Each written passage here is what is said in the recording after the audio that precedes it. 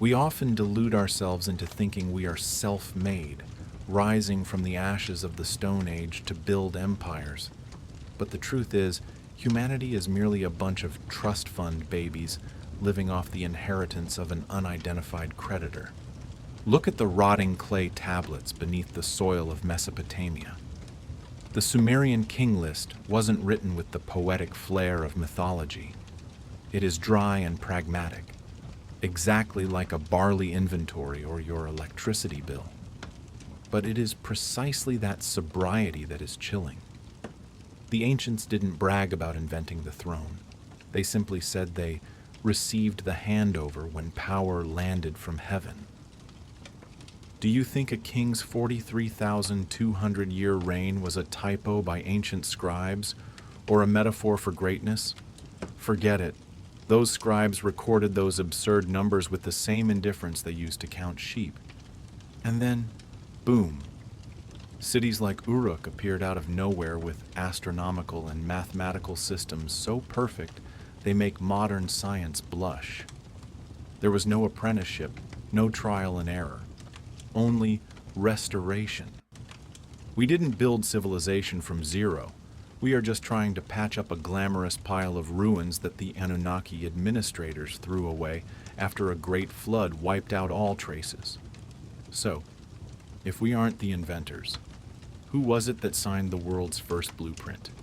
Welcome to Dark History. I am Zorro, and today we are going to reclaim humanity's land deed that scholars have intentionally hidden for over a century.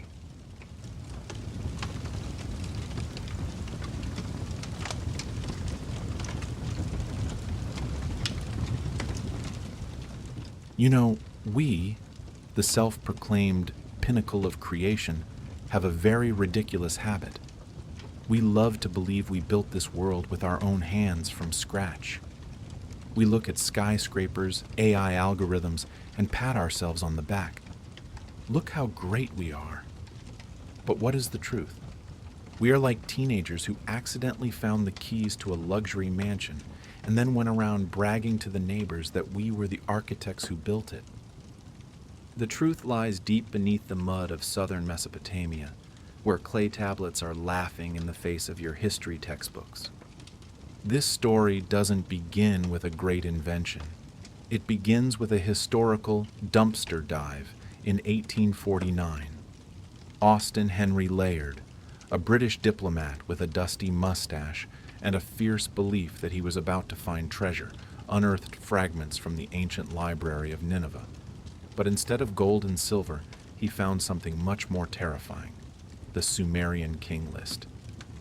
Don't let that dry name fool you. This isn't an ordinary historical notebook.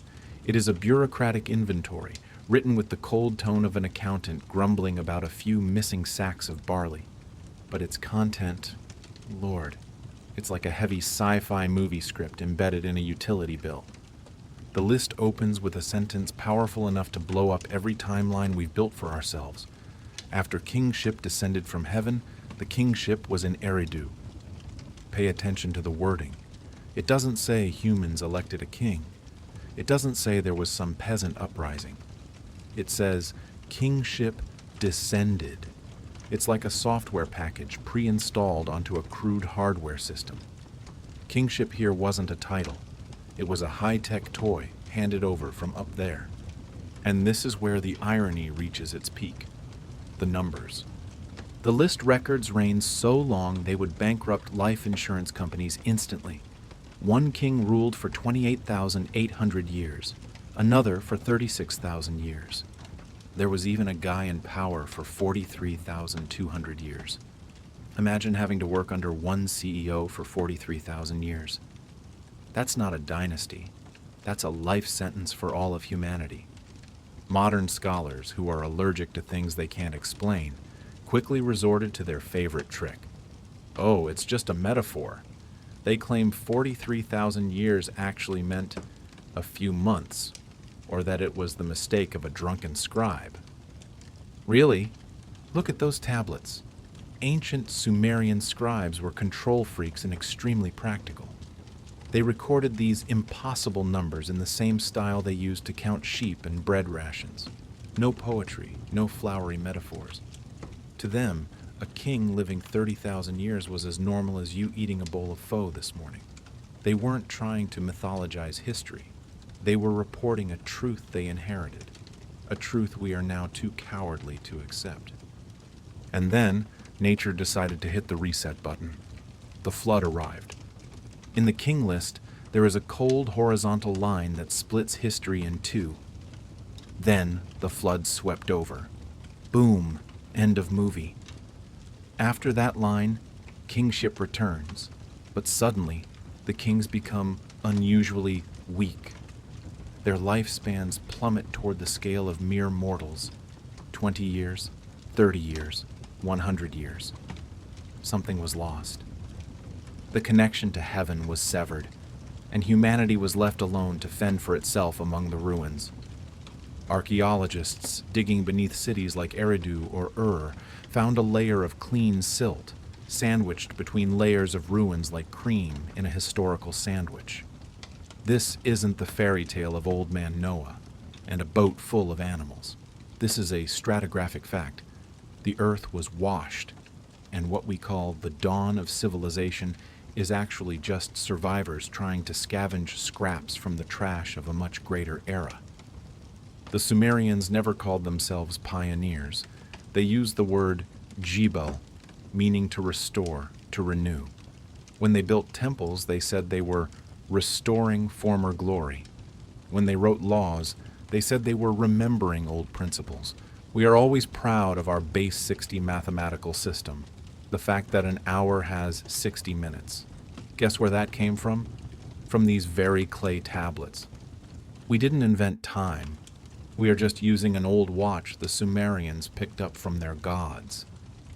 So, before you feel proud of knowing how to use ChatGPT, remember, you are living in a second-hand civilization. The only question is, who were those who lived tens of thousands of years before the flood, those who granted us that kingship?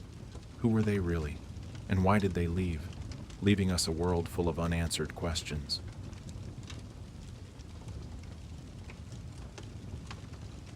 Welcome to the next absurdity of history. If in the previous part we saw kings who lived so long they must have been bored to death, in this part, I will show you a city that sprang up so fast it's nonsensical. Archaeologists often have a very naive belief. They assume everything must evolve gradually. Like you have to crawl before you walk, and walk before you run a marathon. But when they dug through the dust at Uruk around 3,500 BC, they didn't find a crawling baby. They found an Olympic athlete sprinting at the speed of light. Welcome to Uruk, the birthplace of the sudden civilization concept. Imagine traveling back in time. You don't see animal skin tents or ramshackle villages. Instead, you are struck by defensive walls 6 miles long, built from millions of fired mud bricks. You see the White Temple standing tall on a 40-foot platform, its corners aligned with the 4 cardinal directions so precisely that modern surveyors would break into a sweat. Samuel Noah Kramer, a legend in Sumerology, had to exclaim that this was a sudden civilization. That phrase is actually a scientific euphemism for, we have no damn idea how they did it. There was no apprenticeship, no evidence of trial and error. Pottery was mass-produced using wheels. Architecture was monumental and geometrically sophisticated. A bureaucracy that could read, calculate, and knew how to collect taxes. Yes, paying taxes is the most civilized thing we inherited. Everything appeared as perfect as pre-assembled IKEA furniture, just waiting for humans to move in. But listen, here is the interesting part. The Sumerians themselves weren't proud of it. They didn't say, look at us, the geniuses who invented writing. No, they had a different explanation, one more humble and much more terrifying. In the temple archives at Nippur, excavators found a tablet labeled CBS 10673. It contains a hymn to the goddess Nisaba, the patron of writing. But instead of praising human creativity, the text describes Nisaba as the one who revealed the Me, pronounced May. In Sumerian thought, the Me are the fundamental principles governing civilization. They weren't invented. They existed as a source code library for the universe. The list of Me includes over 100 elements, from grand things like kingship and truth, to practical things like metallurgy, leatherworking, construction, and even conflict. The Sumerians believed civilization was not a learning process, but a process of remembering or accessing. They didn't build the new. They restored what was lost. The most common word in temple foundation tablets is jibel, to renew or restore. A king wouldn't say, "I built a great temple." He would say, "I restored this sacred structure to its proper place and form as it was in the days of old." What days of old? The days when gods still walked the earth and managed the bureaucracy like dedicated CEOs. And if you think these are just nonsense religious stories, look at the watch on your wrist, or how you divide a circle. Why 60? Why not base 10 like the way we count our fingers? The Sumerian sexagesimal base 60 system is a mathematical freak of nature but astronomically perfect. In 1881, Joseph Epping translated Babylonian tablets recording the movement of Venus.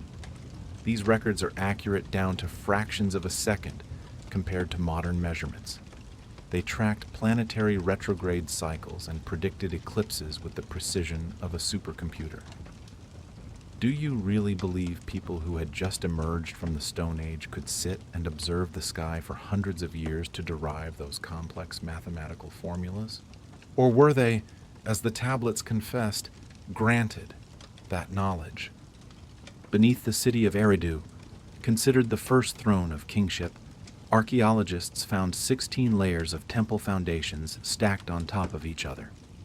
Each new layer sat exactly atop the old, maintaining an unchanging sacred geometry for thousands of years. There is an obsession with preserving the past here. It's like trying to keep a candle from going out in a massive storm. Humanity at that time were not conquerors of nature. They were traditionalists, storekeepers, scribes diligently copying maps they didn't draw. They lived in the shadows of giant ziggurats, looked up at the stars, and knew. A great order existed long before they were born, and their only task was not to let it be forgotten. So the final question of this part is, if the entire Sumerian civilization was a restoration, what exactly were they restoring? Who taught them how to measure time before time began to be recorded?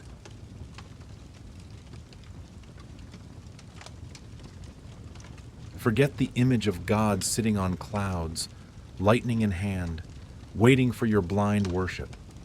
If you think ancient religion was all about sappy hymns and blood-soaked rituals, the Sumerians would give you a look of pure contempt.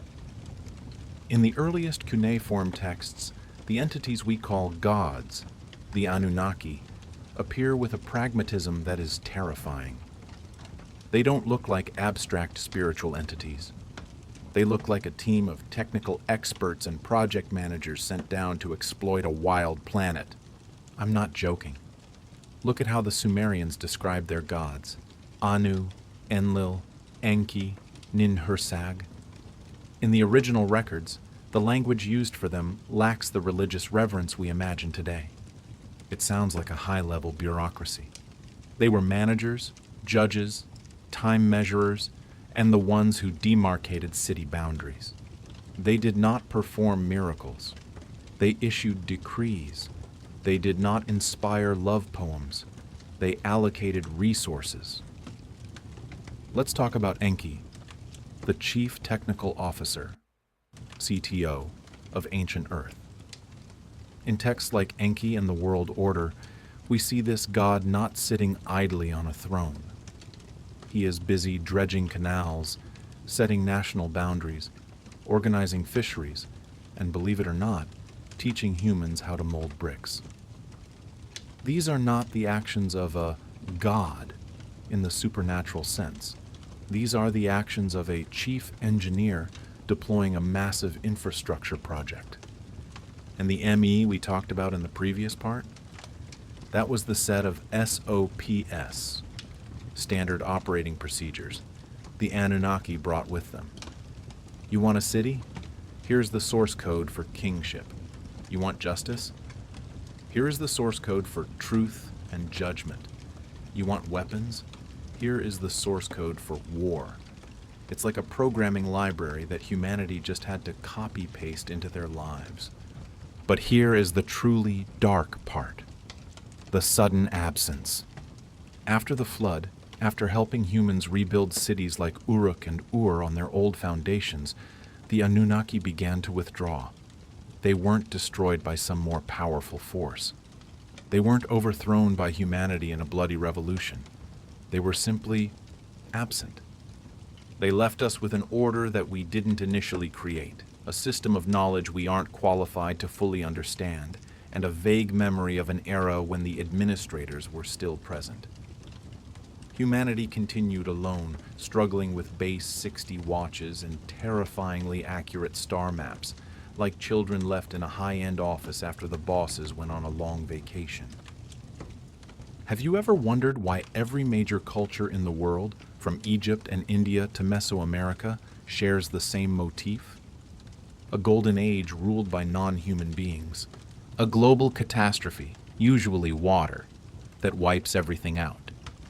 Humanity rebuilding in the aftermath under the guidance of mysterious teachers. That is not a coincidence of imagination. That is a collective memory. Imagine you are a scribe in ancient Uruk. You are pressing reed styluses into soft clay under the shadow of a ziggurat reaching toward the stars. You aren't creating, you are copying. Your training didn't come from observing the natural world, but from copying older tablets, which were copied from even older ones, things your teacher said were granted by the gods. The silence of history is the echo of those who left. We call it the birth of civilization, but for those who actually lived there, it was just an act of reconstruction. We aren't great inventors. We are scavengers picking up what was left after a grand feast by hidden figures. So, the question rises as quietly as the dust settling after an excavation.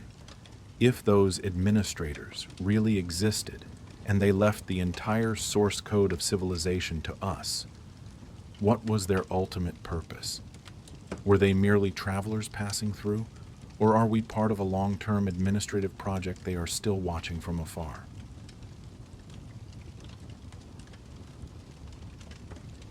Let's return to that fateful moment. The flood. In the Sumerian King List, it wasn't just a natural disaster. It was a period at the end of the Age of Giants, and a parenthetical opening for our own mediocrity. After the waters receded, the text records a dizzying shift. Kingship again, descended from heaven. But this time it landed in the city of Kish. And look at the numbers. The kings no longer rule for tens of thousands of years. Instead, it's 1,200 years, then 900 years, then gradually dropping to 20 or 30 years.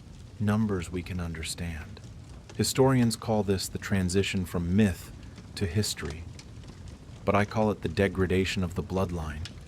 Like a corrupted copy after multiple duplications, post-flood humanity is just a light version of what existed before. We inherited the throne, but we didn't inherit immortality. We inherited the laws, but we didn't understand the operating principles of the universe.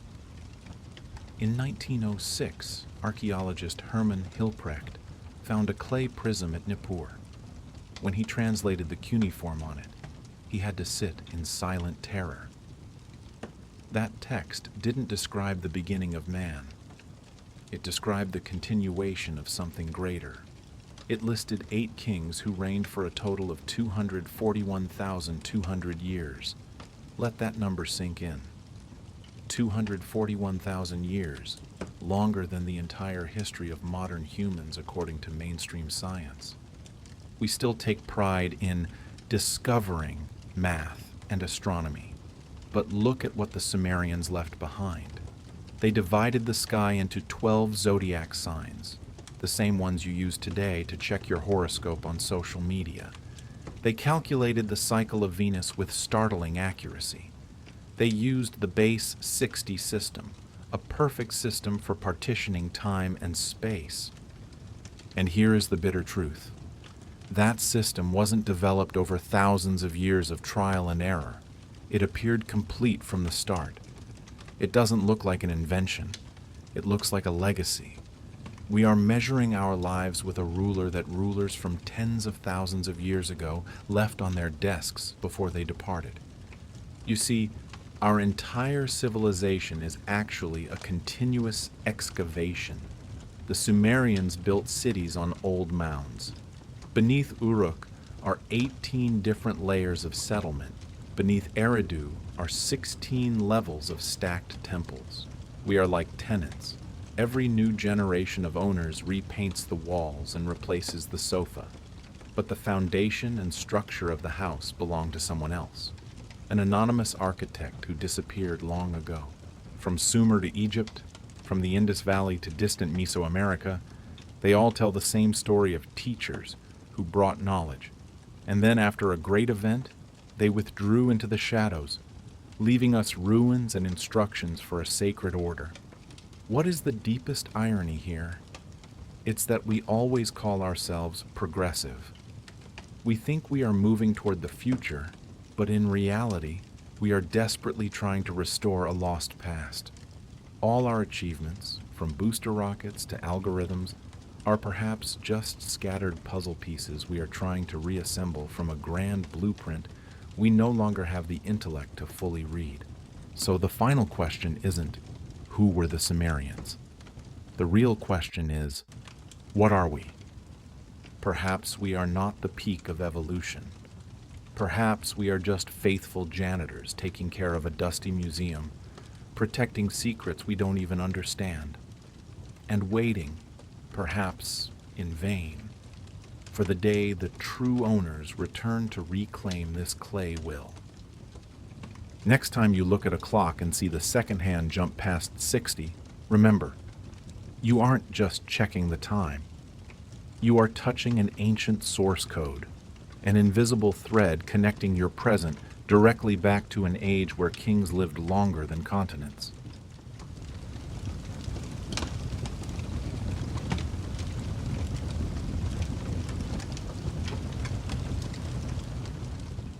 Imagine you are standing in the archives of the Oriental Institute at the University of Chicago. The air here is bone dry, smelling of the dust of millennia, temperature controlled as if they were protecting the heart of an emperor. In the palm of my hand, or at least in our imagination, is a small object labeled WB444. It's about 4 inches high and 3 inches wide. Small enough to fit in your pocket, yet heavy enough to crush our entire understanding of history. Its surface is covered in cuneiform impressions, that writing that looks like sparrow footprints in the mud. But don't let its humble appearance fool you. This isn't a love poem, nor a mystical prophecy. This is an administrative record, a list, an early Excel file from some diligent Sumerian clerk around 2000 BC. And right in the first line, we collide with a slap to reality, Nam Lugal Anta Eddeabi. Roughly translated, when kingship was lowered from heaven. Sounds romantic, doesn't it? But look closely at the word lowered. In Sumerian, it doesn't mean a sparkling miracle. It's like lowering a crane onto a construction site, or placing an item from a warehouse into position. Kingship here is seen as a pre-existing office, an entity that existed independently before any mortal human ever touched it. It wasn't created by conquest, nor by hereditary succession. It was shipped from somewhere outside Earth down to the first city, Eridu. And this is when the story becomes systematically insane. The ancient scribe begins to list. The first king, Alulim, Reign, 28,800 years. The second king, Alongar, ruled for 36,000 years. The third, Enmenlu-Ana, a modest number, 43,200 years. Wait, you're laughing, aren't you? So was I. According to our biological logic, 28,000 years is enough time for humans to evolve from throwing stones to building a modern civilization. Yet here, a guy just sits on a throne and breathes for that entire duration? What unnerves me most isn't these impossible numbers, but the way they were recorded. There is no explanation, no notes like, "This king had magic," or "This is just a metaphor for the constellations." No. It is sandwiched between lists of grain stores, temple inventories, and land surveys. It is dry, pragmatic, and cold as a tax report. 8 kings, 5 cities. In total, they ruled for 241,200 years. That isn't a random number made up during a beer binge. It is careful mathematics. But then the script changes, a line appearing so brief, it's cruel. The flood swept over. Crash. Everything is wiped out. A global reset. And when the waters recede, kingship descends from heaven once more, this time at the city of Kish. But this time it seems there was a glitch in the production line. The first king after the flood, Gushur, only ruled for 1,200 years. Still too long for us, but compared to the seniors before the flood, this guy practically died in infancy. The numbers continue to dwindle. 960 years, 600 years, until the list reaches figures that archaeology can verify, like Gilgamesh. By then, reign lengths become suspiciously normal. 126 years, then 30 years, 15 years. This transition wasn't sudden. It was a calculated degradation. Something changed in the operating structure of the world after the flood.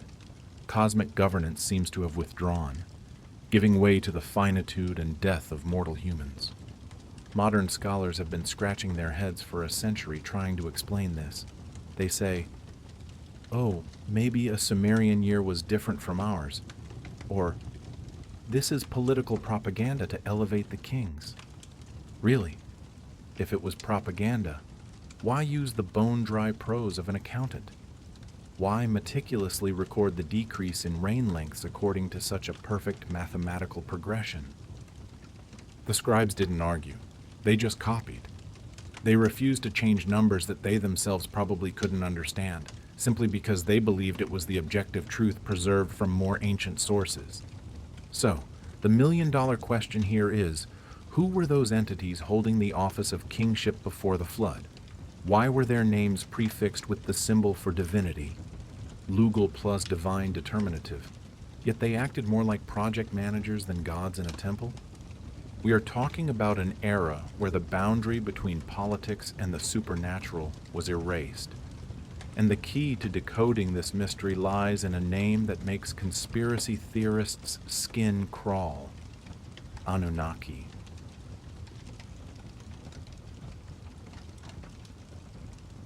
Forget those glittering gold statues or the bloody sacrifices you often see in Hollywood movies. To understand the real Anunnaki, we need to look at things that are a bit dustier. For example, a land dispute lawsuit. In 1912, an archaeologist named George Barton found a clay tablet in the city of Lagash, dating back to approximately 2400 BC. Its content? A lawsuit over water rights between two temple estates. One side claimed, "This is my canal," while the other said, "No, you're mistaken." It is full of testimonies and dry evidence regarding the irrigation system. But at the bottom, instead of a local judge's signature, it states, "The Anunnaki, the great gods, have made this decision binding." Do you see it? They didn't appear as a miracle to turn water into wine or part the Red Sea. They appeared as a supreme court. They didn't grant blessings. They issued verdicts.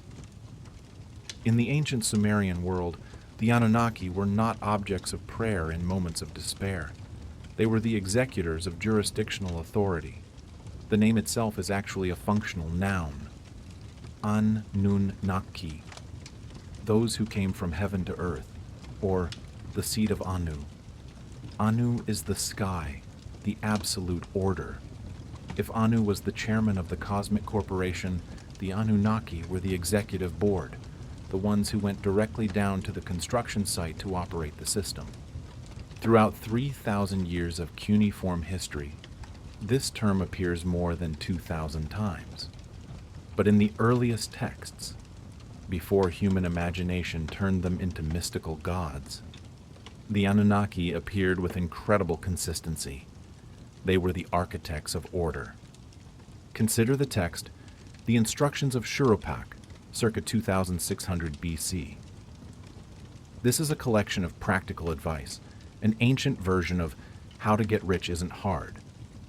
Amidst advice about not staying out late or respecting your parents, there is a line that makes me raise an eyebrow.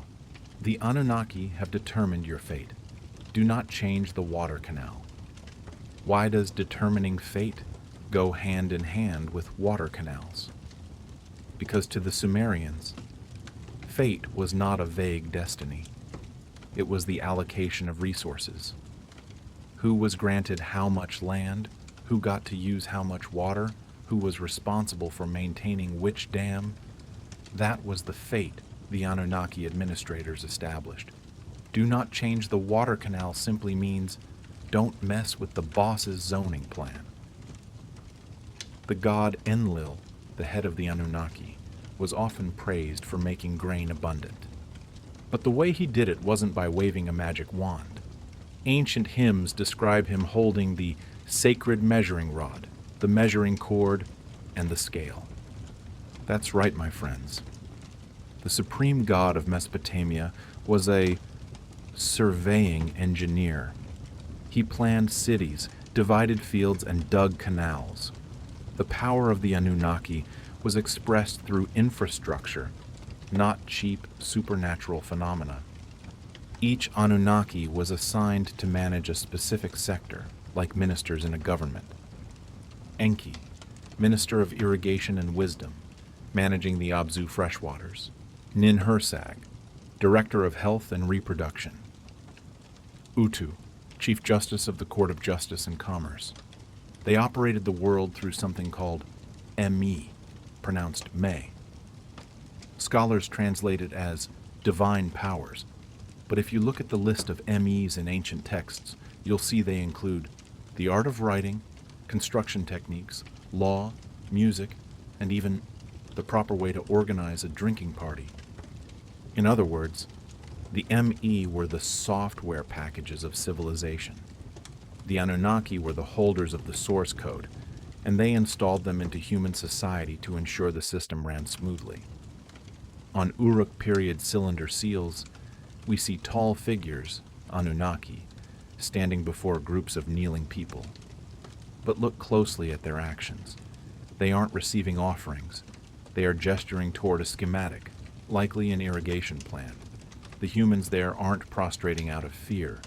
They are listening to instructions.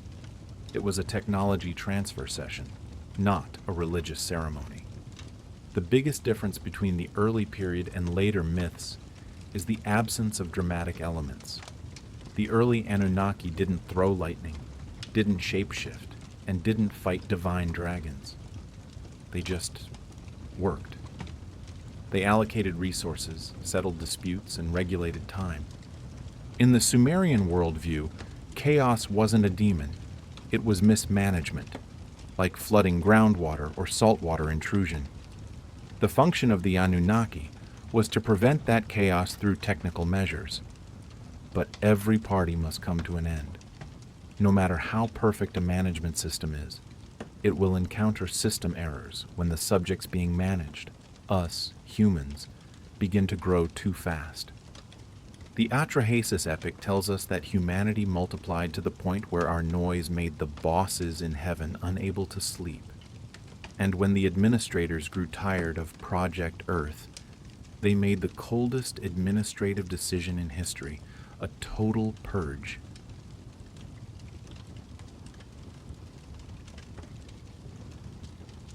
Have you ever felt your neighbors were too noisy? Karaoke at 2 a.m., crying babies, arguments. Usually you'd go knock on their door or call the police. But when you are an Anunnaki and your neighbor is an entire human race breeding like mushrooms after a rain, your solution will be a bit more drastic. In the Atrahasis epic, the reason for the Great Flood wasn't because humans were sinful or depraved in the way later religions would preach. No, the reason was much more practical and cold: noise pollution. Ancient texts record that the world became too crowded, the noise of bustling civilization so loud that the god Enlil couldn't catch a wink of sleep. To an administrator who prioritized order, humanity at this point was like a project gone off the rails, a chaotic mob disrupting the tranquility of the universe. And Enlil proposed a radical administrative solution: delete and reinstall. Look at how the Sumerians described the flood. It wasn't a blind rage. It was discussed in the assembly of the Anunnaki. They debated, they voted, and they decided. It was a board meeting to decide on firing the entire staff because the company had become too cramped. But notice this detail. After the waters receded, the bosses didn't return to the office to hold our hands as they had before. Instead, they issued a version 2.0 update for human existence. This is where we go back to the WB444 tablet from the previous section. Remember those kings who ruled for 30,000 years? After the flood, those numbers vanished. We see a dizzying drop, from tens of thousands of years down to thousands, then hundreds, and finally stopping at our normal numbers today. Why? Ancient texts suggest a new agreement between the Anunnaki and humanity. To prevent the world from becoming overloaded and noisy again, they established new parameters. Programmed death. Human lifespans were drastically cut. We no longer had time to accumulate power or knowledge to the point of threatening the gods. Reproductive limitations. They introduced concepts of infertility, infant mortality rates, and social classes like priestesses who were not allowed to bear children. This wasn't a curse. From an administrator's perspective, these were population control measures. They created a buffer zone, a safe distance between the divine administrators and the mortal human population. From this point on, the Anunnaki began to withdraw into the background. They no longer walked among the cities to measure canals or directly judge lawsuits. They left kingship, that office lowered from heaven, to those of hybrid blood or carefully selected human kings. They left the systems, the blueprints, the ME, civilization source code, and told us, Here are the instruction manuals. Run it yourselves. Don't make too much noise. We are watching from afar. Silence began to fall. The gods who were once engineers and architects now began to transform in the human mind into distant and terrifying religious entities. But in the royal archives, the Sumerians persisted in copying the King List as a way to remind themselves, there was once a time when we worked under managers who did not belong to this world. But why did they leave? And did what they left in our blood, in our architecture, truly disappear completely? Or are they simply waiting for the next format when the noise of the 21st century starts making them lose sleep again?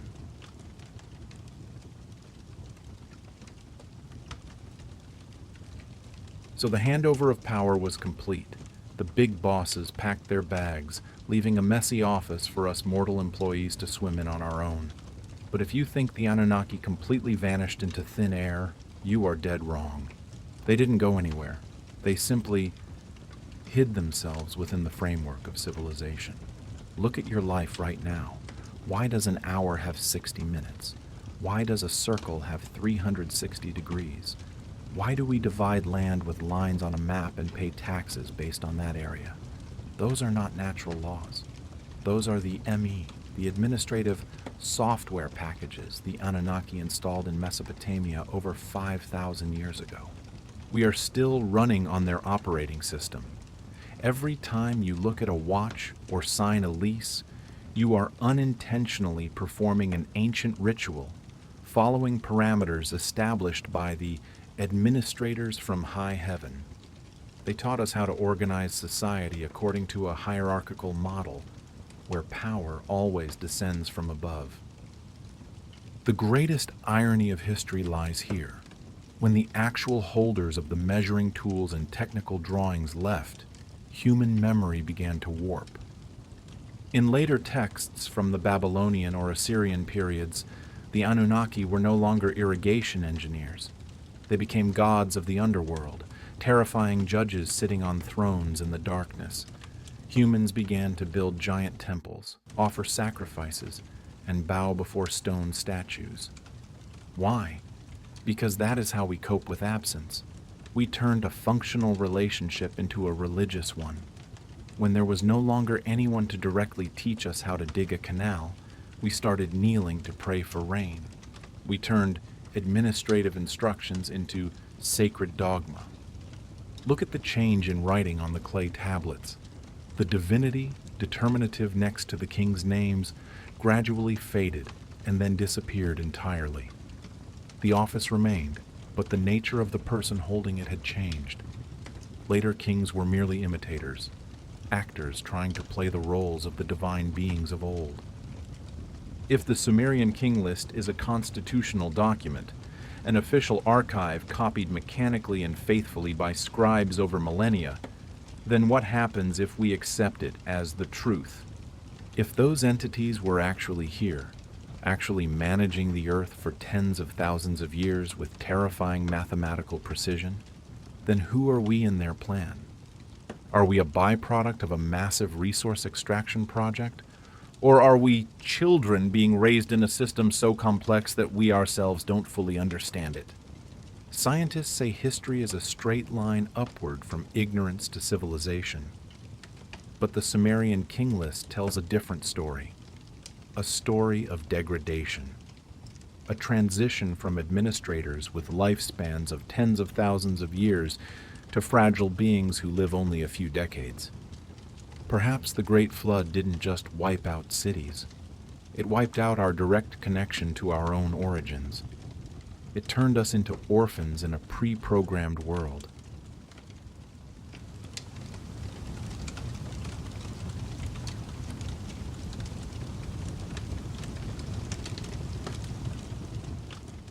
We usually think of ancient gods as entities stepped out of a Marvel movie, powerful, showy, and full of personal drama. But forget those flashy images. In the oldest Sumerian clay manuscripts, the entities called Anunnaki don't appear as savior gods. They look like senior project managers.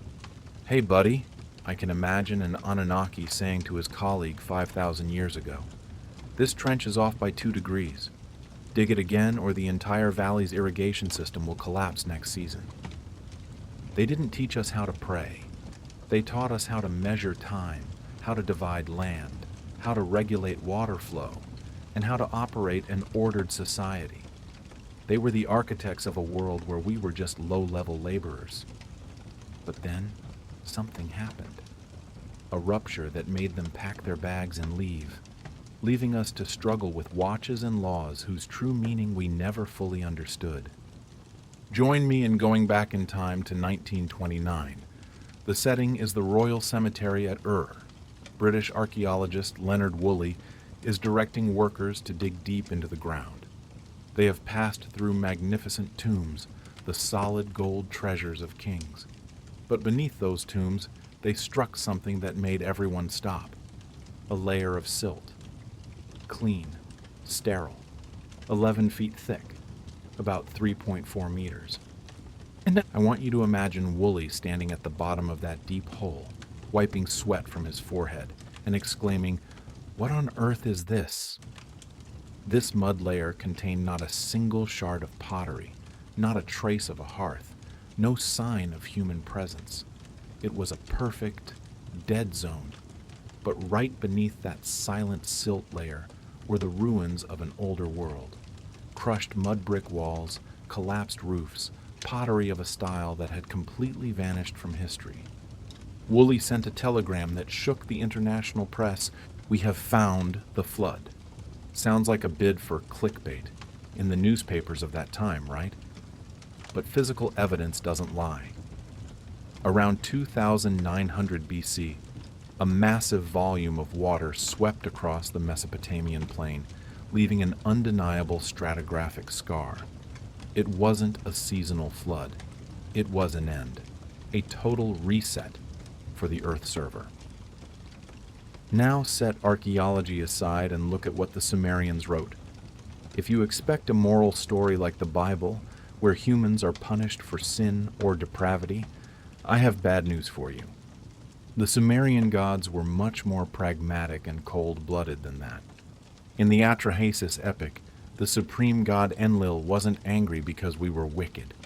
He simply couldn't sleep. "They are too many. They are too noisy," Enlil roared in a meeting of the Anunnaki assembly. "The noise of humanity makes it impossible for me to rest. The cosmic order is being broken by the chaos of those creatures. Do you see the irony here? The flood wasn't a righteous judgment. It was a bureaucratic administrative decision. The solution was as cold as a company downsizing to optimize workflow, reduce population, restore silence, reset the system. There was no room for redemption, only the logic of administrators facing an unsustainable situation. But in every system, there is always a disruptor. That was Enki, the god of knowledge and fresh water. Enki didn't want to see his work wiped out just because his boss lost sleep, but he couldn't openly oppose Enlil. So, he played a clever word game. Enki went to the reed house of Ziusudra, the hero of the flood. He didn't talk directly to Ziusudra, but spoke to the wall. "O wall, listen carefully. Tear down this house, build a giant boat, seal it with bitumen pitch, take all seeds of life onto it, hurry before the storm comes." Ziusudra wasn't stupid. He heard everything. The instructions Enki gave weren't vague prophecies. They were technical specifications, dimensions, materials, waterproofing methods, the kind of detail a real shipbuilder needs to survive. When the storm swept through for 7 days and nights, the texts describe a horror that even the Anunnaki didn't anticipate. They didn't look down with the satisfaction of those executing justice. They looked down in shock. The goddess Ninhursag wept. She wailed as she saw her children floating on the water like flies. It wasn't a victory. It was a terrible mistake that even the cosmic administrators regretted. When the water receded, the world was never the same. The Anunnaki accepted Ziusudra's offerings, but they made one final decision: withdrawal. They would no longer hold humans' hands. A new covenant was established. Human lifespans were cruelly shortened, from the tens of thousands of years of the pre-flood kings down to hundreds, then decades. The distance between God and man was widened. The world would be managed remotely. The Sumerian King List records this transition with terrifying mathematical precision. After the flood, kingship descended a second time. The first king after the flood, Ga-Ur of Kish, ruled for 1,200 years, still superhuman but a mere shadow of his predecessors. Then the numbers dwindled, 960, 840, 720, until they hit the 18 or 25 years of mere mortals, as if some divine quality that once sustained life was slowly evaporating, fading with the distance from the pre-flood era. The flood ended the direct administration of the Anunnaki. They left us ruined cities, complex star maps, and a haunting question. If we are just the heirs to a system we didn't design, how can we rebuild it without the help of the original architects?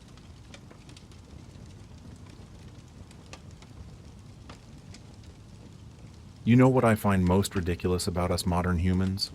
It's our obsession with so-called innovation. We take pride in tearing down the old to build something new, bigger, faster, flashier. But for the Sumerians and their successors in Babylon, innovation was not a virtue, it was a failure. They didn't want to be creators, they craved to be the greatest copyists in history.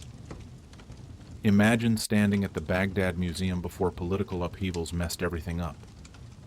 There's a brick there, just an old piece of fired clay, but it carries a message that would make any architect's skin crawl. This brick comes from the foundation of Anunnaki, the structure Greek historians called by a proud name, the Tower of Babel. On it, King Nebuchadnezzar II inscribed these words, "I have rebuilt Anunnaki to its ancient height. I have raised its top to the heavens as in the days of old." Do you see the key point? One of the most powerful emperors in history didn't say, "Look, I built a wonder never seen before."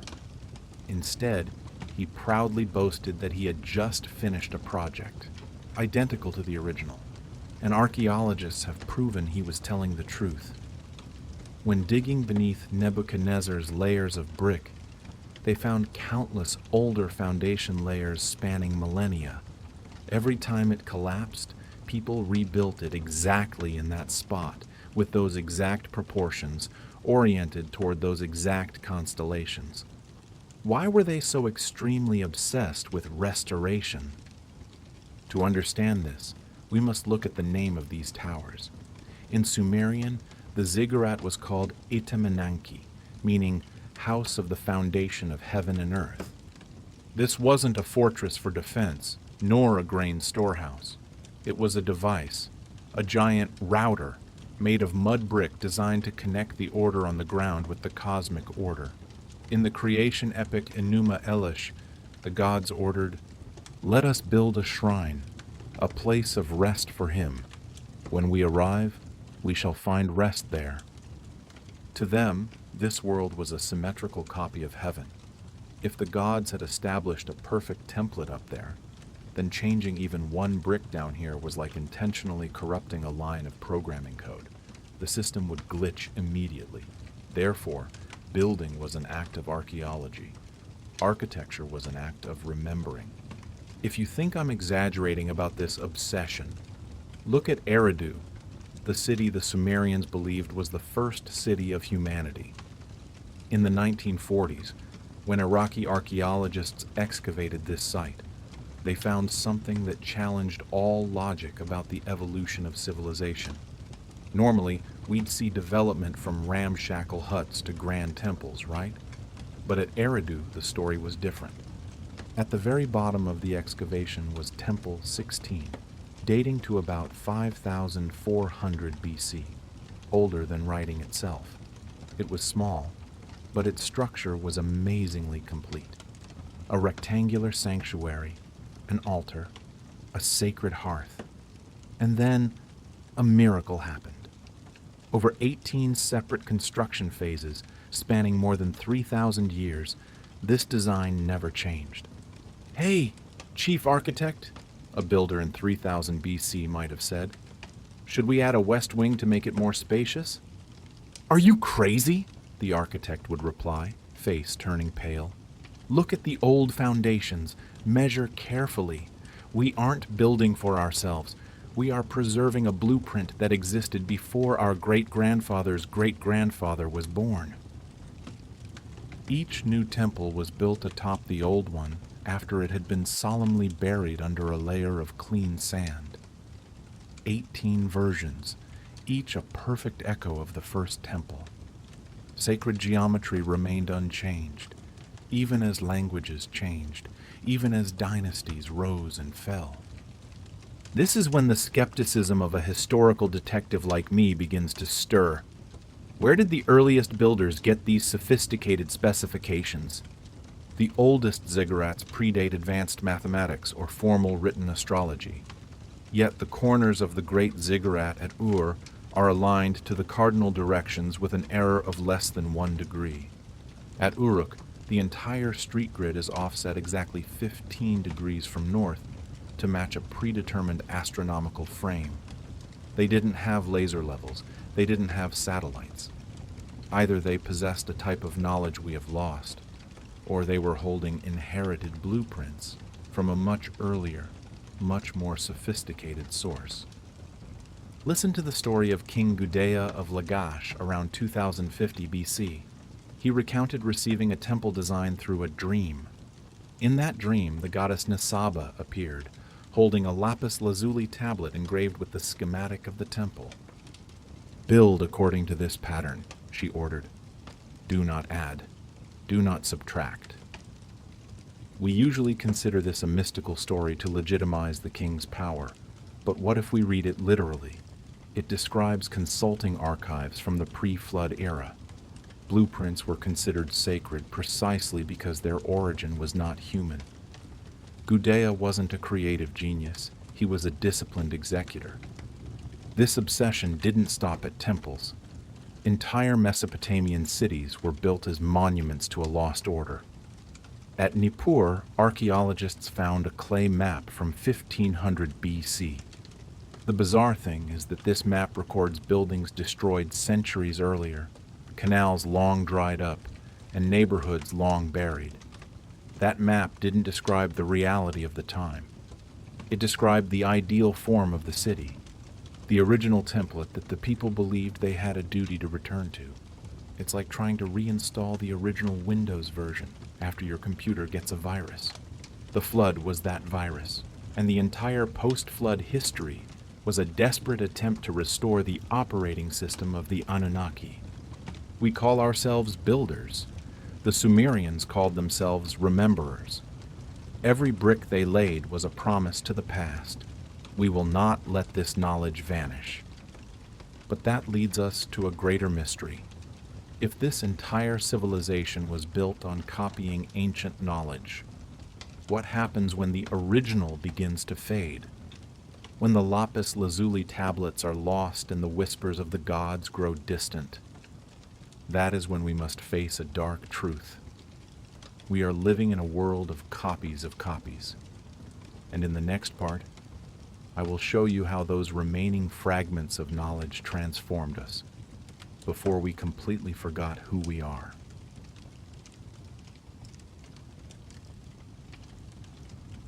Welcome back. If in the previous part we spoke of bricks and towers reaching for the blue sky, in this part, I want us to look deeper into what flows in our veins and what is carved onto scorched clay tablets. We are going to talk about decline. Not the decline of an empire, but the decline of human quality itself. Imagine you are watching a movie where, as it nears the end, the image quality blurs, the sound crackles, and the characters just keep getting smaller. That is exactly what happened after the flood. Look back at the Sumerian King List. This is where the numbers start to speak, and what they say is truly terrifying. Before the flood, we had 8 kings reigning for a total of 241,200 years. On average, each king held power for about 30,000 years. Sounds fictional, right? A product of mythological exaggeration? But look at the rhythm of the subsequent drop. When kingship descended to Earth a second time at Kish, lifespans didn't just plop down to our current level of 70 or 80 years. It decreased gradually according to an extremely tight mathematical system. The first king reigned for 1,200 years, then 960, 840, 720, until the dynasties at Uruk lasted only a few decades. Hey Zorro, you might ask, isn't that just because the ancients started being more realistic when writing history? Perhaps. But to me it looks like a process of planned obsolescence, as if some energy source, a divine quality that once extended life, was slowly running out. The Anunnaki withdrew, and they took the charger with them.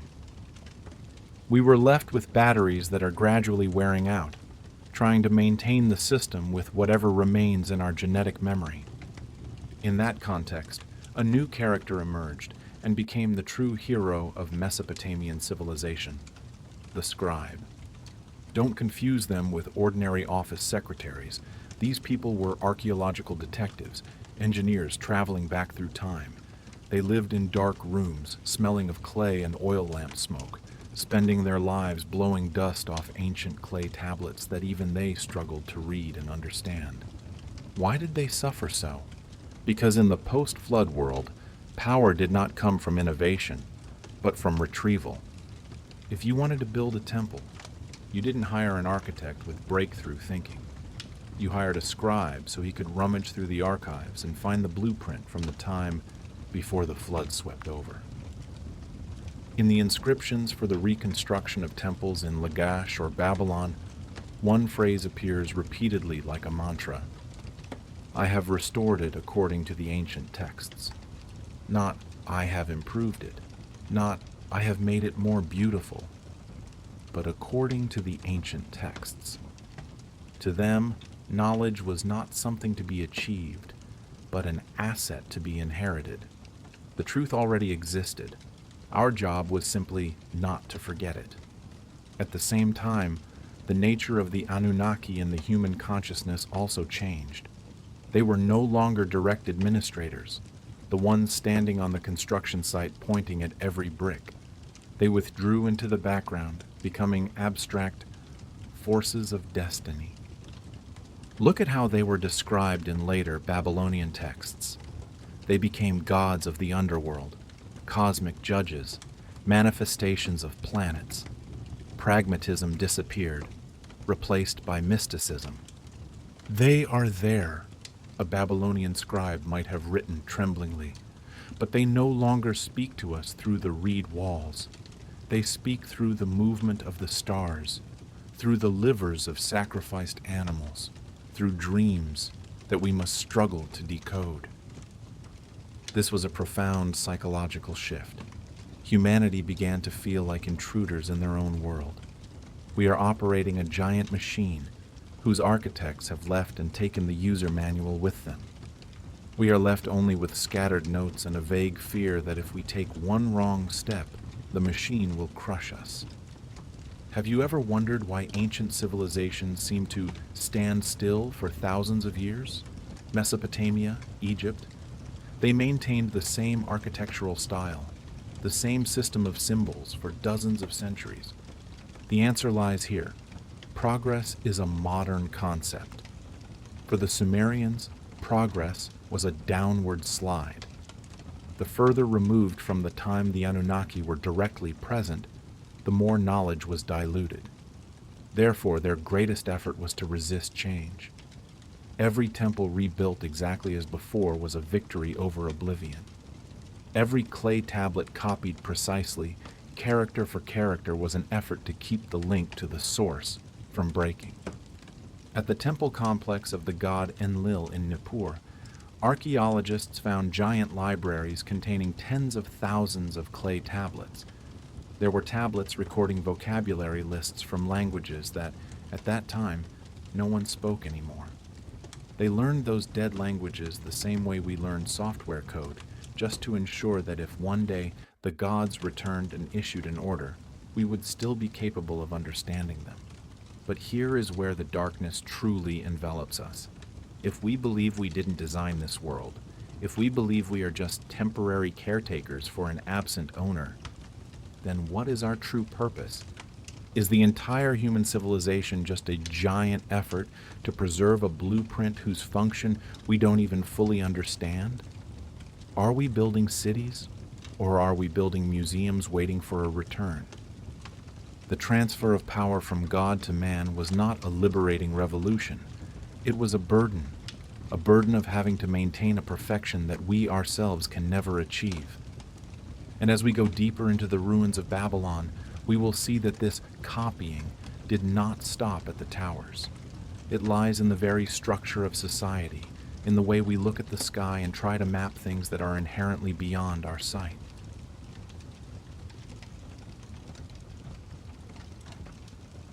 We have passed through the mud layers of the flood, looked over the shoulders of scribes diligently copying the past. Now, look up. Look at the peaks of the ziggurats piercing the starry sky of the Iraqi desert. This is not just architecture. This is a desperate attempt to reestablish a cosmic operating system whose source code humanity has lost. Stand with me before the great ziggurat of around 2100 BC. King Ur-Nammu is standing there, holding a measuring rod, but he doesn't look at all like an architect excited about a new project. On the limestone tablet buried under the platform foundation, he had an inscription carved that I call the Confession of the Air. After the floodwaters swept over, I rebuilt the temple of Nana as it existed since the days of old. Pay close attention to that phrase, as it existed. Modern excavations have slapped the face of our arrogance. Beneath Ur-Nammu's giant blocks of brick, archaeologists found older mud brick foundations, and older still, carefully dismantled and integrated directly into the new structure. They didn't just build on top of ruins. They excavated, measured down to the millimeter, and preserved ancient orientations. This was not a renovation. It was a one-to-one copy. Why? Because to them, the location and shape of the temple were not aesthetic choices. They were a mathematical coordinate to connect with heaven. This is where your common logic will start to crack. The corners of the great ziggurat at Ur are aligned with the cardinal directions with an error of less than 1 degree. Do you understand what that means? At that time, humanity officially did not yet have advanced mathematics or theodolites. Yet they achieved precision that requires astronomical observation and surveying techniques that we only matched thousands of years later. At Uruk, the White Temple sits on a platform offset exactly 15 degrees from the north, an angle that precisely matches the street grid of the entire ancient city. The entire urban planning of the Sumerians was not a spontaneous development. It followed a predetermined astronomical framework. Hey, Zorro, you might say. They were just good sky observers, right? Is that really true? Look at the archaeological record. You won't see a trial and error process. You won't see misaligned temples or messy cities gradually evolving. Sumerian cities appear in history in a completed and organized form, as if they carried a PDF file containing engineering drawings and just hit the print command into the field. Either they were unusually intelligent, or they were holding blueprints from a much earlier, much more sophisticated era, the era when the Anunnaki still walked the earth. In Babylon, the Anunnaki Tower didn't just have 7 levels because it looked good. Each level was painted a different color to correspond to the 7 classical planets. Black for Saturn, white for Jupiter, red for Mars. This was not decoration. This was cosmic mapping. They were translating the celestial hierarchy into terrestrial architectural form. In the creation epic Enuma Elish, the gods consider the ziggurat the earthly counterpart of a heavenly template. If that template existed first in the divine realm, then every temple we build is just a copy, an effort to maintain connection with the administrators who left. We are building giant antennas out of mud in the hope of catching a signal that was lost long ago. The strangest thing I've ever seen in the archaeological record is a clay map of the city of Nippur from 1500 BC. On it, every city gate, canal, and temple is precisely marked. But here is the shocking part. This map includes structures that had disappeared for centuries. Why would a map maker draw things that no longer existed? Because that map did not describe the dusty reality of 1500 BC. It was preserving an ideal form, a memory of how the city should be arranged according to the will of the gods. They lived in a ruined reality, but their minds were always directed toward a perfect template of the past. That is the very definition of Mesopotamian civilization. Not the ambition to surpass the past, but the iron discipline to preserve it. Every brick laid in alignment with ancient foundations was an affirmation. We are still following your blueprint. So, what have we gathered after rummaging through these ruins? The Anunnaki, Whether they were extraterrestrial entities or just representatives of an extremely advanced prehistoric civilization, left us a legacy too large to carry. They taught us how to build an ordered world. Then they hit the reset button with the flood and withdrew into the darkness of the planets. They left humanity with cities, laws, and calendars, but most importantly, they left a haunting feeling. A feeling that this world was once managed more carefully than it is now. That we are just spectators in a play where we are not the scriptwriters. The final question is not, who are the Anunnaki, but how can humans reconstruct and live in a world that they believe was never theirs to begin with? We have spent 4,000 years copying old blueprints, rebuilding old towers, praying for old gods to return. But perhaps the only reason we still exist is because we have learned how to turn the fragments of the divine into our own power.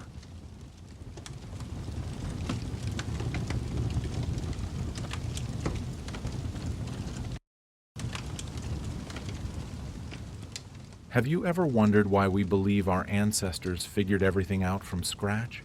From counting fingers to calculating planetary orbits? Look at this. In the British Museum, there is a tiny fragment of clay, catalog number K160. It's only as big as the smartphone you are holding. It was excavated from the library of Ashurbanipal at Nineveh. Archaeologists call it a mathematical text from 1800 BC. But there is a detail that makes experts freeze. The ancient scribe himself noted that this was a copy of works from before the flood. And here is the most ridiculous thing. On that clay fragment is a geometric problem calculating the diagonal of a rectangle. Yes, exactly what we call the Pythagorean theorem, the thing our Greek friend discovered a full 1,200 years later. A squared plus b squared equals c squared. But here there is no proof, no explanation, and no deductive steps whatsoever. It is simply an absolutely correct answer. Like you going into an exam and copying the solution exactly from an answer key without understanding why it is so.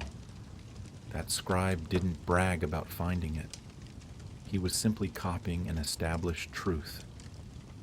Beneath those numbers there is a small line of text, written according to the old text. Wisdom from the house of Enki. Enki. Sounds like the name of some high-end Sumerian tech brand, doesn't it? In reality, it was the god governing freshwater, wisdom, and what they called Namku, the secrets of craftsmanship.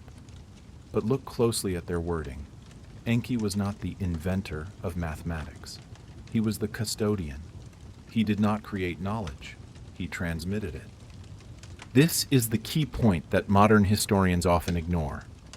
Ancient Mesopotamians never claimed they were smart. They described their intellectual foundation as an inheritance, not an innovation. Even the most important technology, writing, was attributed to the goddess Nisaba. Ancient hymns don't say she inspired humans to invent writing. They say she revealed the clay tablet and opened the house of learning. Do you see the difference? It's more like finding a hidden folder on a computer hard drive than writing a new software yourself. And this is when the story becomes truly dark. Look at the archaeological record of cuneiform writing. Normally, everything needs an evolutionary process, from a crude bicycle to a supercar, from a stone axe to a nuclear missile. But Sumerian writing did not. It appeared around 3,400 BC with a system so complete it's terrifying. Over 1,200 distinct symbols representing syllables, words, and abstract concepts. There was no draft stage, no outdated beta version. It appeared fully functional, immediately used for complex accounting, legal contracts, and managing an entire nation. Linguist Denise Schmant-Besserat once tried to explain that writing evolved from small clay tokens used to count sheep and grain. But she forgot one thing. Those very tokens also appeared suddenly in 3500 BC without any clear precursor. The leap from holding a clay lump shaped like a cow to drawing an abstract symbol representing a cow on a flat surface. That is a leap in thinking that should have taken thousands of years of trial and error. But in the historical record, a perfect zero. No trace of development.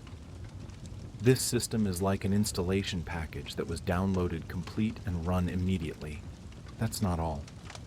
If you think mathematics and writing are crazy enough, look at the sky. Let's talk about the Venus tablet of Amisaduqa. Copied around 1650 BC, it records the movement of Venus with precision that makes modern astronomers take their hats off. It tracks the rising and setting cycles of this planet for 21 years. To have that data, you need centuries of continuous observation, meticulous nightly recording, and the recognition of patterns that repeat every 8 years, but gradually shift relative to the calendar. A massive task. But guess what? The Babylonians didn't say, "Hey, look what we just discovered." They noted in the margin, according to the ancient observations of Anu and Enlil. Anu and Enlil, two of the most powerful Anunnaki gods, entities said to have possessed celestial knowledge since before any human king was born. The scribes were not scientists, they were archivists. They were preserving chunks of astronomical data whose origins had disappeared into the black hole of prehistory. Everything we consider an achievement of civilization, from the base 60 system you use to measure time every day, to the exponential functions used to calculate compound interest in banks, all appear in the earliest Sumerian clay tablets as if they were common knowledge. The question is, if the Sumerians didn't invent them, who did?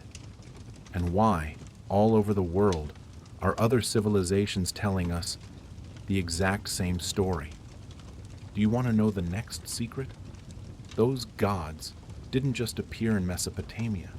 They were everywhere, and they left behind long lists of kings that we call myths, only because we are too afraid to admit they are real.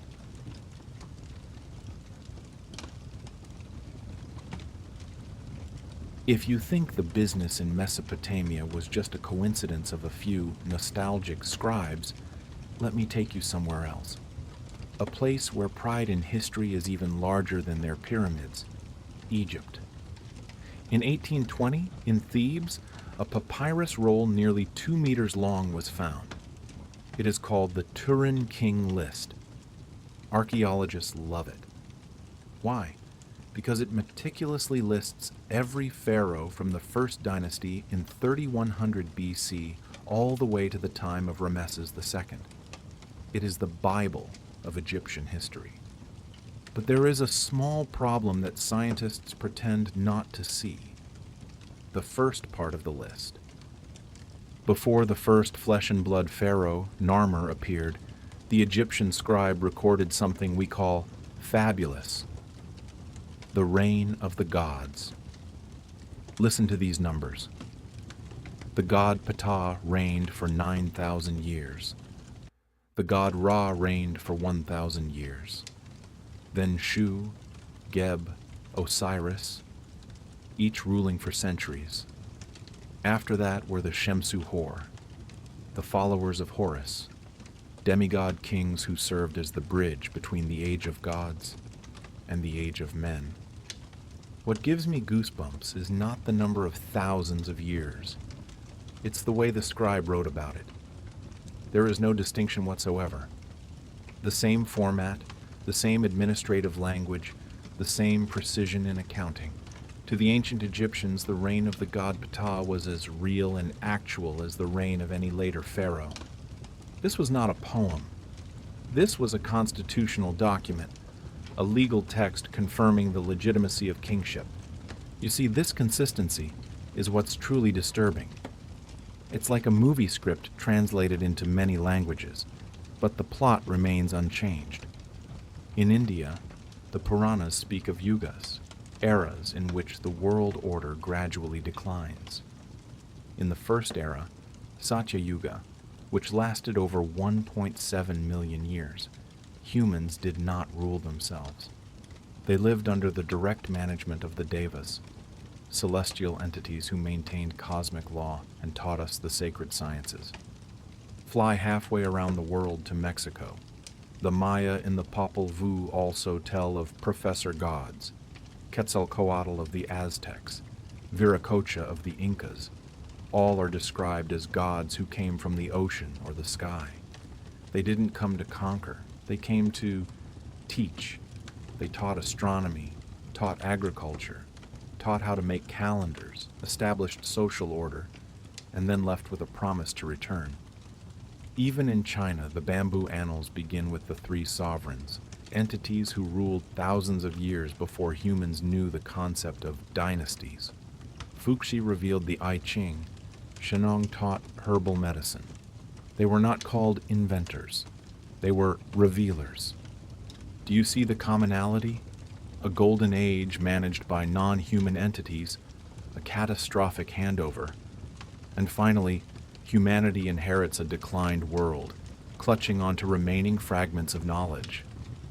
Perhaps you'll say, oh, maybe they just sailed back and forth and told each other stories. Really? Look at the most isolated islands in the world. The Hawaiians speak of the Menehune, master builders who constructed fish ponds and sophisticated temples before the Polynesians arrived. The Maori in New Zealand tell of the Patupaiarehe, fair-skinned entities possessing advanced knowledge who withdrew into the deep forest when humans appeared. Why did cultures with no connection whatsoever, separated by tens of thousands of miles of ocean and millennia, independently develop the same narrative framework? If this is just symbolism, why did the ancients treat it with such archival rigor? They didn't categorize these stories under fairy tales. They put them into chronology, cited them in legal arguments, used them to affirm land ownership. But there is an extremely important detail that we often overlook. Ancient texts describe the end of this divine age with profound sadness. They didn't celebrate being free, being self-governing. They mourned. The Egyptians grieved the departure of the gods. The Indians were nostalgic for the order of the Satya Yuga. The Central Americans waited tirelessly for Quetzalcoatl to return. They felt like children abandoned in a giant mansion, trying to learn how to operate complex equipment their parents left behind, but without the instruction manual. That is precisely why the Sumerian scribes left such anxious epilogues. Let no one change it. May it not be lost. These were not the words of scholars confident in their discoveries. They were the words of storekeepers, those who dreaded oblivion. They knew they were holding something they couldn't create a second time if it were lost. The question is no longer whether these cultures borrowed from each other. The real question is, what happened before our history began that made the whole world remember it so uniformly? In 1976, a Sumerian tablet codenamed NE4486 was deciphered, and it threw a bomb into our conceptions of creation. It didn't speak of gods creating humans from nothing. It spoke of a meeting, an organizational decision. Are you ready to hear about the Anunnaki's Humanity Project? Or do you still want to believe we just happened to get smart overnight?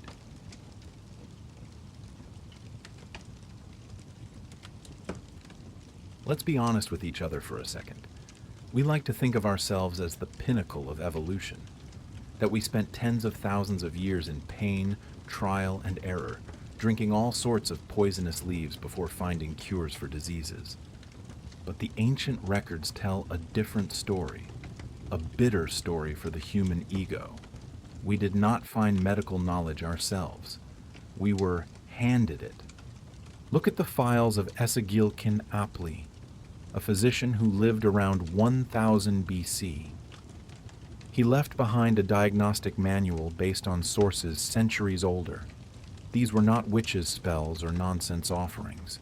This was evidence-based medicine, checking pulses, observing skin pigmentation, recording temperature variations, analyzing excretions. This clinical precision suggests a long process of refinement, but Esagil Kinapli took no credit for himself or his colleagues. He stated clearly, "This knowledge belongs to Ninurta and Gula, gods who revealed the art of the physician to humanity." Once again, we see that same old pattern, a system that was perfected, packaged, and handed over as a gift from those above. What about law? We are taught that the Code of Ur-Nammu, 2100 BC, is the oldest law code in the world. A breakthrough of human intellect in managing society, right? Wrong. Ur-Nammu himself denied that in the very opening. He didn't say, "I sat down and thought of these fair rules." No, he said, "I have established justice in the land according to the true word of the god Utu." Notice the terminology he used. He was a restorer, restore, not a creator, invent.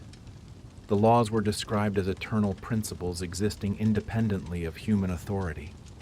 This system was incredibly sophisticated, distinguishing between intentional and unintentional harm, protecting widows, orphans, managing contracts.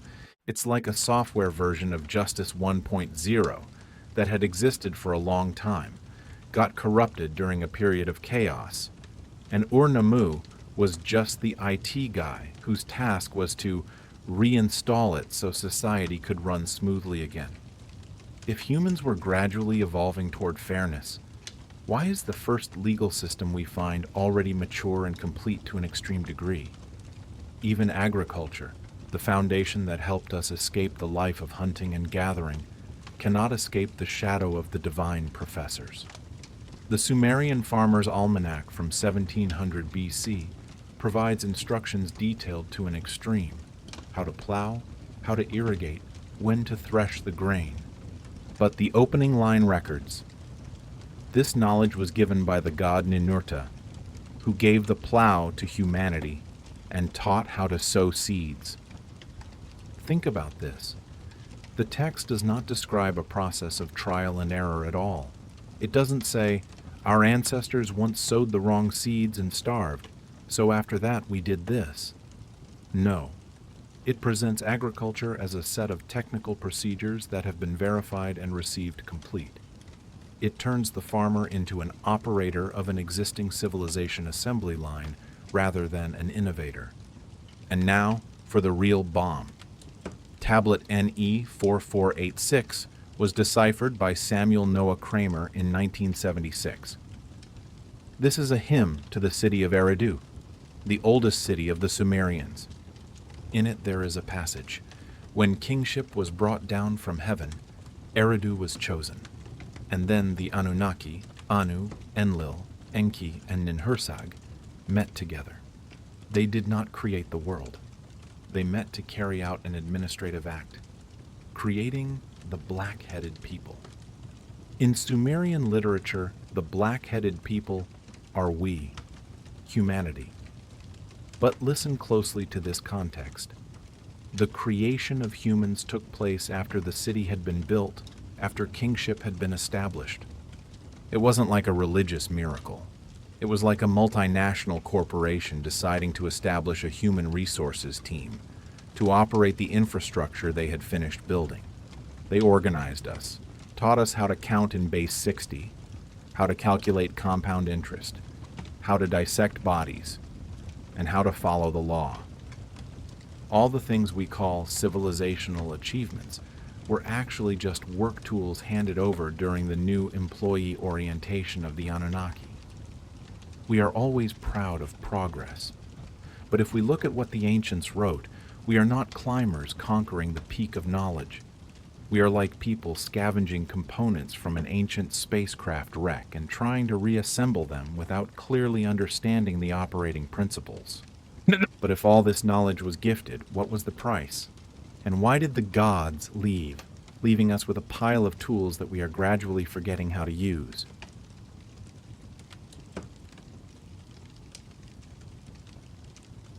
All great stories have an ending, and the story of our divine origins is no exception. But this end has no fireworks or applause. It ends with the roaring of water and a terrifying silence that lasted for millennia. You see, in every ancient text I've just mentioned, there is always a brutal cut. The Sumerians called it the flood. The Maya called it the end of a sun. The Indians called it the transition between yugas. But whatever the name, the essence remains the same: a system collapse. When the gods decided to withdraw, or when disaster struck, they didn't leave us entirely in the dark. The Sumerians recorded 7 entities known as the Apkallu, the 7 sages.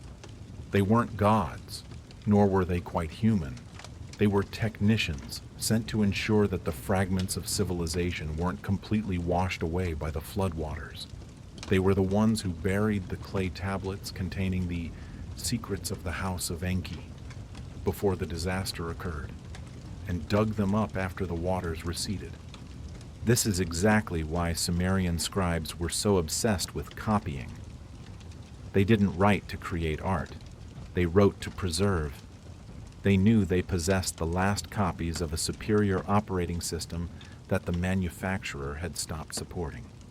Every line they carved into clay was a desperate attempt to fight against humanity's collective amnesia.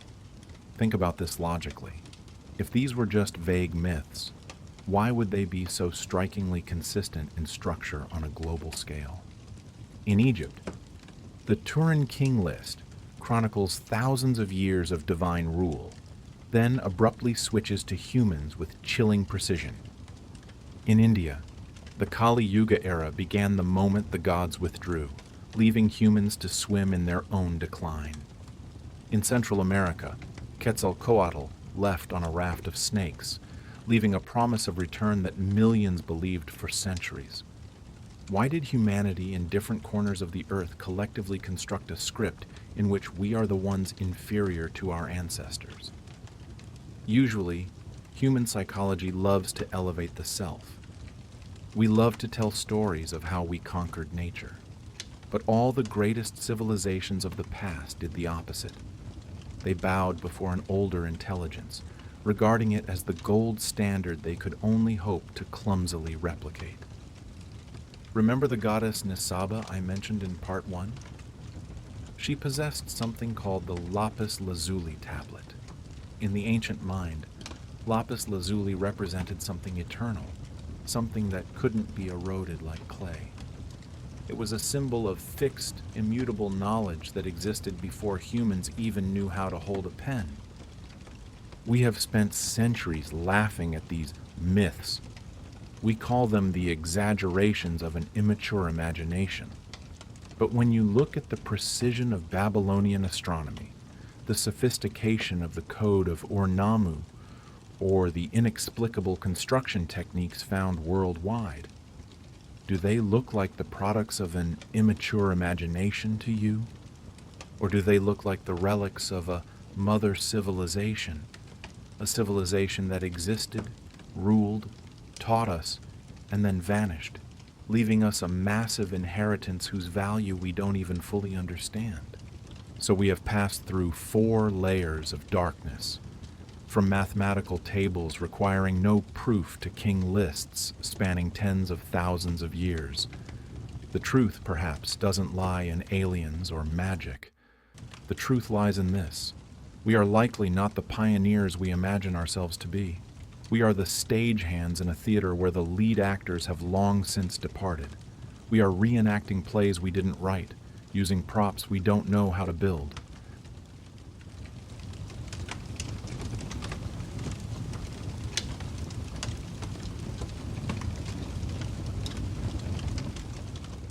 Let's be honest for a moment. You think your ancestors were cave-dwelling savages, spending their days chasing mammoths and huddling in caves at night? Oh, you're dead wrong. 6,000 years ago, in the arid lands of Mesopotamia, a group of people appeared and did something we still can't fathom today. They molded a mud-stained population into a brilliant empire. They taught us how to write, how to build cities, how to establish laws, and even how to calculate the orbits of planets that the naked eye can never see. We call them the Anunnaki. But believe me, that name is just the beginning of a nightmare for historians. Linguistically, Anunnaki means offspring of heaven and earth, a naming convention that is completely non-committal, not quite gods, yet not entirely human. They occupied that gray intermediate zone that the Sumerians called Dingir. Many amateur translators love to translate Dingir as God, but in the Sumerian worldview, it didn't smell like incense and smoke. A great king, a monster-slaying hero, or even an abstract concept like justice could be labeled Dingir. It was like an ID card for the powerful elite. Look at this, the Sumerian King List, something that could give any mathematician high blood pressure. It records, Alulim reigned for 28,800 years. I know what you're thinking. Come on, Zorro. What skincare routine did he have to live that long? Mainstream historians will smirk and say, oh, those are just symbolic numbers. Don't take them seriously. But let me ask you this. Why is everything else they wrote terrifyingly accurate, from irrigation systems to menstrual cycles, but the lifespans of their leaders are supposedly a joke? Perhaps Alulim wasn't an individual, but an era. Or perhaps they truly were those untouched by time. But here is the real trick. The Egyptians worshipped the pharaoh as a god, and when the pharaoh died, they built massive pyramids to put the body in. The Chinese, the Romans, everyone has tombs. But the Anunnaki, not a single bone. There is no royal cemetery bearing their names. They didn't die. They simply withdrew. The greatest ghosting in history. They handed over the technology, set the rules of the game, and then vanished into the shadows of a distant judgment. So, if they weren't gods, who were they? Hypothesis 2. They were the elite class of a civilization wiped out by disaster. Imagine a great flood sweeping everything away, and a few holders of the knowledge USB of the old world survived. They met the Sumerians and said, hey kids, let us show you how to rebuild the world from these ruins. This explains why Sumerian knowledge appeared so suddenly. There was no transition period, no trial and error process. They just knew everything. From base 60 mathematics to sophisticated ziggurat architecture. It's as if someone handed them a user manual for Earth. Or perhaps the Anunnaki are just symbols. Enki is water, Enlil is wind, Ninhursag is Mother Earth. We personify them to better understand the world. But hey, have you ever seen wind sit in a meeting to decide which city gets a building permit? Have you ever seen water establish legal precedents for property rights? In the clay tablets, the Anunnaki act like literal bureaucratic civil servants. They hold assemblies, they argue, they make administrative decisions. Metaphors don't do office work, my friends. The truth is, even the Sumerians 4,000 years ago had to copy-paste texts much older than themselves. They lived in a paradox. The further they looked back into the past, the smarter they felt they were. What we call civilization is actually an inheritance for which we've forgotten the passcode. We are children inheriting a magnificent palace, but having no idea how to turn on the circuit breaker. And that is the source of a fear that has lasted for thousands of years, the fear of losing the connection to that divine past.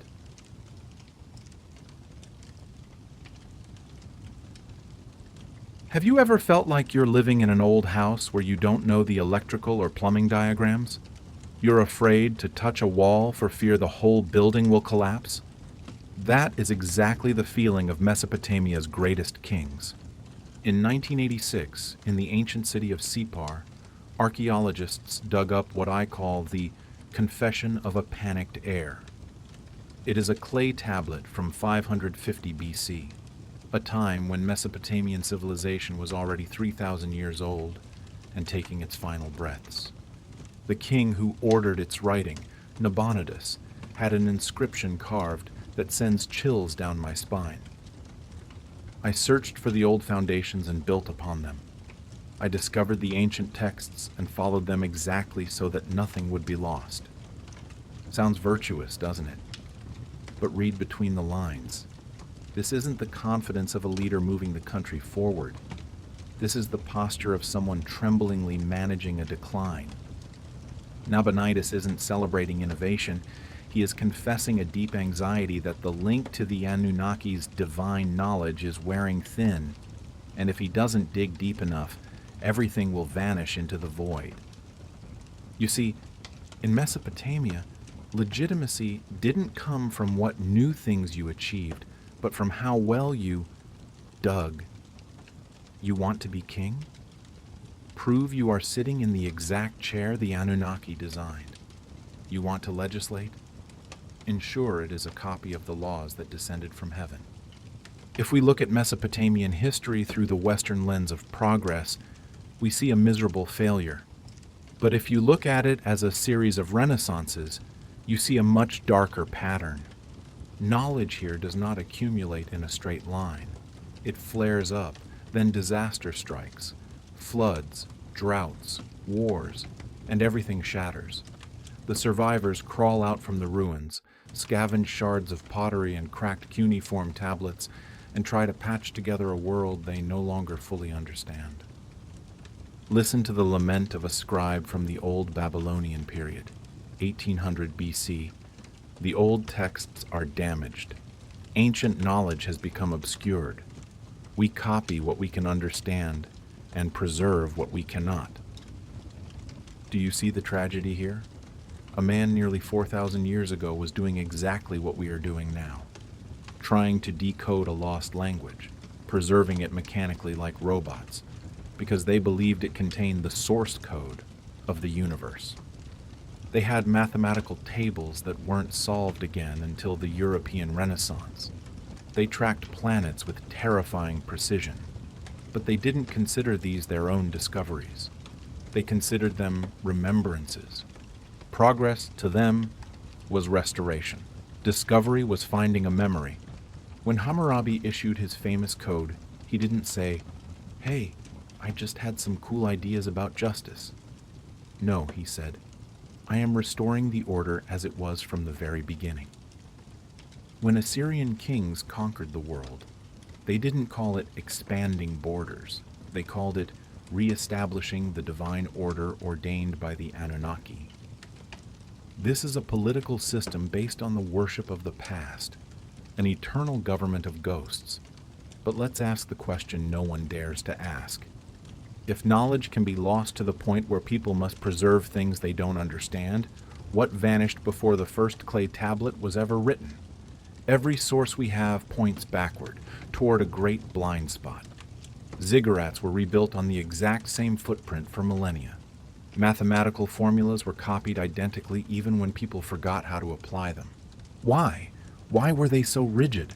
Because they believed they were heirs, not founders.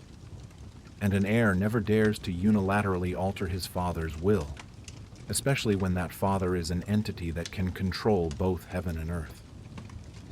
Mesopotamian civilization wasn't organized around expansion.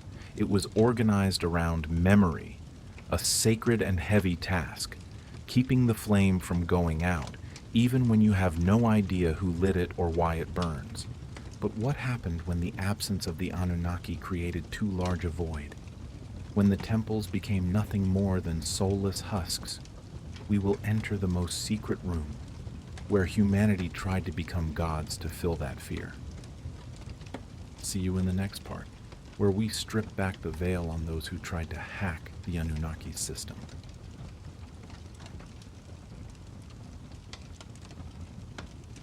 Have you ever wondered why we have this strange obsession with preservation?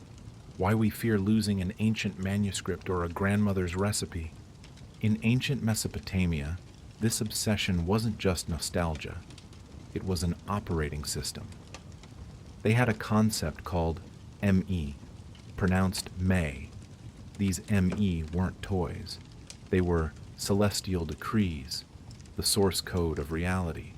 Laws, art, irrigation techniques, even the way to be a proper priest, all resided within these MEs. And guess who gifted them? Yes, the Anunnaki. Imagine you're a scribe of that era. Your job isn't to write best-selling novels or compose love poems. Your job is copy-paste. For your entire life, you sit in dark rooms, laboriously copying worn-out clay tablets. Why? Because you believe the highest wisdom already belongs to the past. You aren't smarter than your ancestors. In fact, you believe you are stupider than them. Every innovation you create is counterfeit, unless you can prove it is a restoration of a lost original. This is the darkest mental trap. Progress is actually remembering. Discovery is actually rummaging through history's trash to find dropped diamonds. Look at Ashurbanipal, the great king of the Assyrian Empire in the 7th century BC. He wasn't just a warrior. He was the world's most powerful bookworm. He sent scholars to every nook and cranny of the empire, not to find gold or silver, but to find ancient tablets. He wanted to possess every bit of knowledge the Anunnaki had left behind. His legendary Library of Nineveh was actually a desperate attempt to gather the fragments of a crystal vase shattered thousands of years prior. For Ashurbanipal, preservation wasn't a hobby. It was national security. If you hold the codes of the past, you hold the power to rule the present. But here is the question that keeps me up at night. If everything is a copy, what was lost before the first tablet was even pressed into clay? Ancient texts always mention a pre-flood era, a time when the Anunnaki walked among men. But no architectural diagrams from that time remain. There are no records of the medical experiments that led to miraculous cures. We only have the results, not the process. We have complex mathematical formulas for calculating planetary cycles, but not a single scratch pad showing how they figured them out. It's as if humanity was gifted a smartphone, but with no charger and no user manual.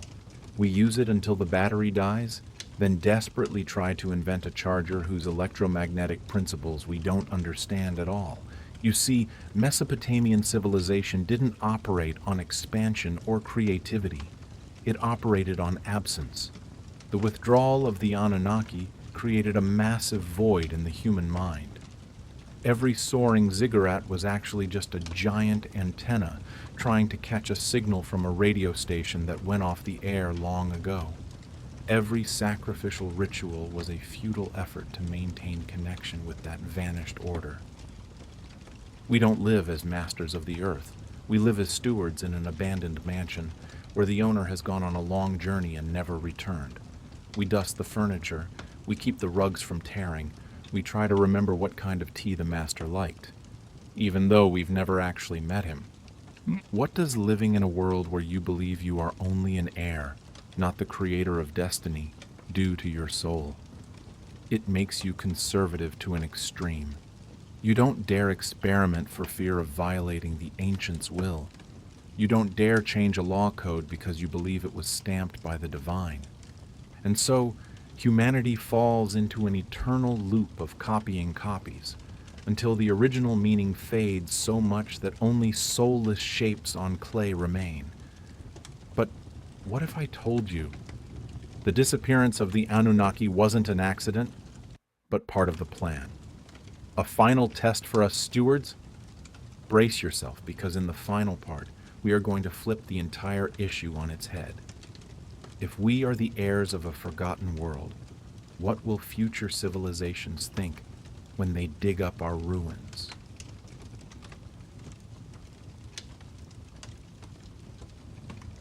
Can you hear the sound of the wind? In Mesopotamia, they believed the wind carried the breath of Enlil, the god of the sky and storms.